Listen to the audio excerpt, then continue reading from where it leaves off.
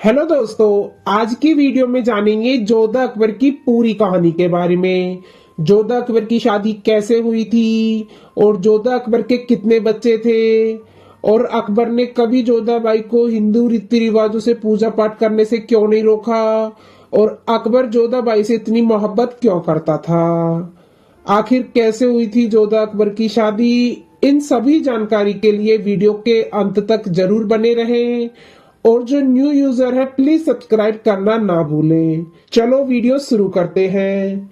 जोधा अकबर की love story आमतौर पर हम सभी जानते हैं कि जोधा और अकबर का नाम मध्यकालीन इतिहास में प्रमुखता से लिया जाता है। माना जाता है कि जोधा एक हिंदू राजकुमारी थी जबकि अकबर एक मुस्लिम शासक था। लेकिन विवाह के बाद अकबर ने जोधा बाई को कभी हिंदू रीति रिवाजों को करने से नहीं रोका और उसने हिंदू धर्म को काफी मान दिया। जोधा और अकबर की प्रेम कहानी इतिहास में अमर है और इस कहानी पर फिल्म भी बन चुकी है। आज हम इस वीडियो के माध्यम से आपको जोधा अकबर की पूरी कहानी बताने जा रहे हैं। अकबर का जन्म 15 अक्टूबर 1542 को सिंध के किले अमरकोट में हुआ था। उनके बचपन का नाम जलालुद्दीन मोहम्मद अकबर था। 1556 में अकबर अपने पिता हुमायूं का उत्तराधिकारी बना। 13 वर्ष की उम्र में बैरम खान के संरक्षण में अकबर को शहंशाह घोषित किया गया था। क्योंकि उस समय अकबर केवल एक किशोरावस्था में था, इसीलिए उसके बड़े होने तक बैरम खान ने उसकी जगह शासन किया। अकबर को उसकी कई उपलब्धियों के कारण उसे द ग्रेट का उपनाम दिया था। अकबर पढ़ना लिखना नहीं जानता था, हालांकि उसे महान संगीतकार तानसेन और बीरबल जैसे लेखकों, संगीतकारों, चित्रकारों और विद्वानों की कंपनी पसंद थी। यह सर्वविदित है कि अकबर अपने धर्मों के प्रति सही सरता था। उनके 25 से अधिक पत्नियां थी और उनमें से अधिकांश दूसरे धर्मों की थी। अकबर की कई पत्नियों में सबसे महत्वपूर्ण जोधाबाई थी, जो जयपुर के आमेर की राजकुमारी थी। अकबर ने अपनी युवावस्था शिकार करने, दौड़ने और युद्ध करना सीखने में बिताई, जिससे वह बाद में एक साहसी, शक्तिशाली और एक बहादुर योद्धा बना। 1563 में अकबर ने मुसलमानों के पवित्र स्थान पर आने वाले हिंदू तीर्थ यात्रियों से कर वसूलने का कानून रद्द किया। अकबर सभी धर्मों के प्रति उदार रवैया रखता था। उस उदारवादी रवैये से उसे अपने क्षेत्र के विस्तार में काफी मदद मिली। उत्तर भारत के बाद अकबर ने भारत के दक्षिणी भाग में अपनी क्षेत्रीय सीमा का विस्तार शुरू किया। अकबर के दरबार में अकबर के 9 मंत्री थे, जिन्हें नवरत्न या नौरत्न कहा जाता था।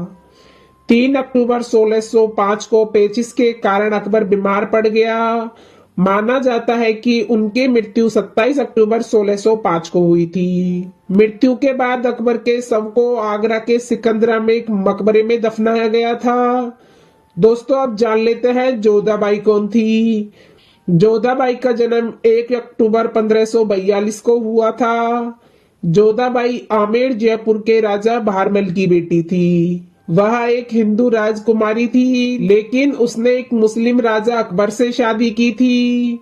उन्हें आधुनिक भारतीय इतिहास लेखन में अकबर और मुगलों के धार्मिक मतभेदों को सहन करने और बहुजातीय और बहुसंप्रदाय के विस्तार के भीतर उनकी समावेशी नीतियों के प्रति सही सरता का एक उदाहरण माना जाता था। जोधाबाई का जन्म हीर कुमारी के रूप में हुआ था।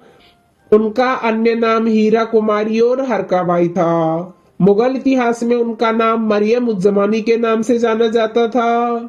यह उपाधि उन्हें उनके पति अकबर द्वारा उनके बेटे जहांगीर को जन्म देने के बाद दी गई थी। अकबर के साथ जोधाबाई का विवाह 6 फरवरी 1562 को 20 वर्ष की उम्र में हुआ था। मरियम उज जमानी को मुगल सम्राट अकबर के शासनकाल में मलिकाए हिंदुस्तान और उनके बेटे जहांगीर के शासनकाल के दौरान हिंदुस्तान की रानी मां के रूप में जाना जाता था।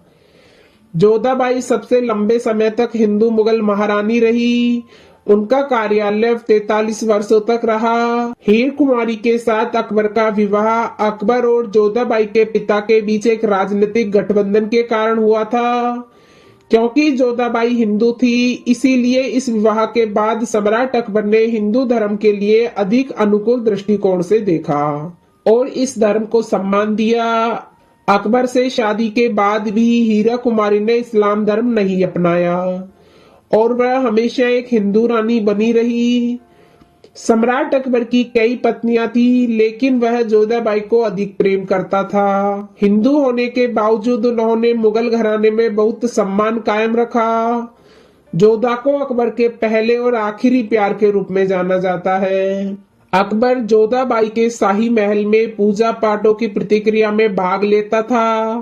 माना जाता है कि जोधाबाई एक व्यापार कुशल महिला थी और मुगल साम्राज्य में मसाले और रेशम का व्यापार देखती थी। वर्ष 1623 में जोधाबाई की मृत्यु हो गई। मृत्यु के बाद जोधाबाई को उनकी इच्छा के अनुसार उनके पति की कब्र के पास ही दफना दिया गया था। चलो दोस्तों, अब जान लेते हैं जोधा अकबर की प्रेम कहानी के बारे में। जोधा और अकबर की प्रेम कहानी कुछ इस तरह है। कहा जाता है कि अकबर आमिर मोहिनुद्दीन चिश्ती की कब्र पर नवाज अदा करने के लिए जा रहा था। तब रास्ते में बिहारी मल ने अकबर से मिलकर उसे बताया कि उसके बड़े भाई सुरजामल के साथ उसके साले शरीफुद्दीन मिर्जा निवाद की मुगल हकीम के साथ लड़ाई चल रही है, जिसके कारण वह उसे बहुत परेशान कर रहा है। शरीफुद्दीन की मांग थी कि बिहारी मल अपने बेटे और 2 भतीजे को उसे सौंप दे। बिहारी मल ने उसकी बात मान ली और अपने बेटे एवं 2 भतीजों को बंधक के रूप में शरीफुद्दीन को सौंप दिया। लेकिन शरीफुद्दीन संतुष्ट नहीं हुआ और वह बिहारी मल को बर्बाद करना चाहता था। अकबर ने बिहारी मल की बेटी से विवाह करने का प्रस्ताव रखा और कहा कि विवाह के बाद उसका बहनोई शरीफुद्दीन उन्हें परेशान नहीं करेगा। जोधाबाई और अकबर का विवाह पूरी तरह से राजनीतिक था। जब अकबर अजमेर में मोहिनुद्दीन चिश्ती की कब्र पर नवाज अदा करने के बाद राजस्थान के सांभर में शाही सैन्य शिविर से आगरा लौट रहे थे, उसी दौरान उनका विवाह 6 फरवरी 1562 को जोधाबाई के साथ हुआ था।